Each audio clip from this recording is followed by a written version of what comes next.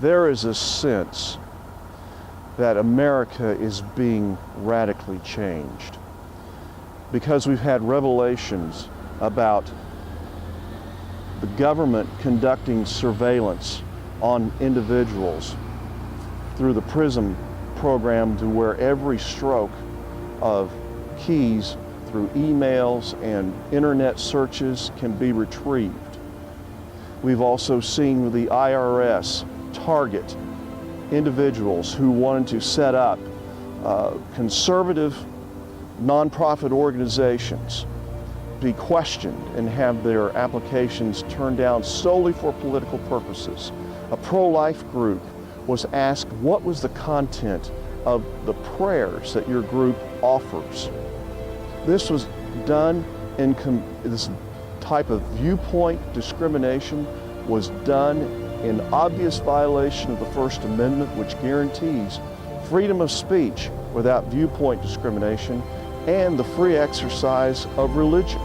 The government is not supposed to take sides in those type of things and play favoritism. Then we've had those same people in the IRS tell lies about their involvement and try to cover it up. We've seen General Clapper, who heads up the National Security Agency, lie before Congress whenever he was asked, does the agency monitor private citizens at large? And the agency's monitoring of citizens, where you have everyone, and it's drawing from phone records and, again, the PRISM, which I think is even more intrusive on computer entries and emails, without a warrant.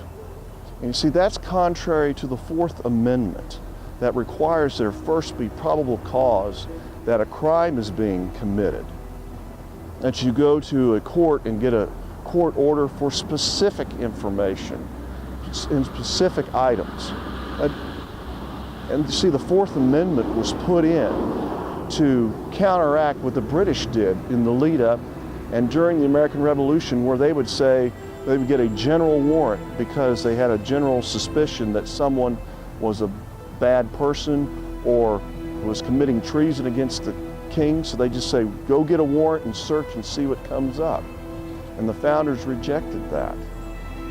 And then we have what was going on in Benghazi.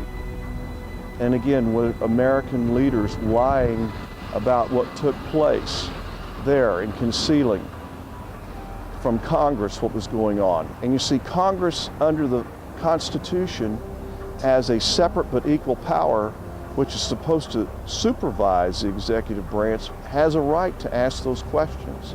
And here you see the executive branch stonewalling and frustrating the congressional right of oversight. So you see the Constitution being attacked from that angle. Then we've had the developments, really, for going back over 51 years, to where 1962, the United States Supreme Court said that students could not be required to pray in school anymore.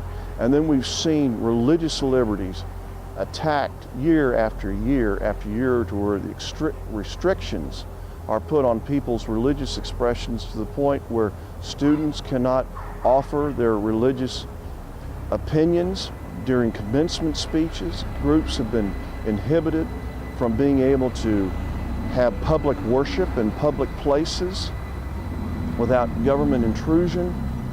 And so that has been a long, ongoing fight.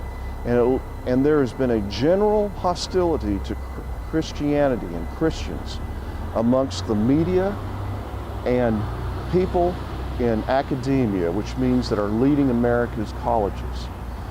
And so we've seen the constant attack on the right of religious liberty in these modern days. But it's never been more acute than today. And so people are sensing this, and they're wondering, what can we do to counteract this and save our country's roots and traditions and the ability to worship God?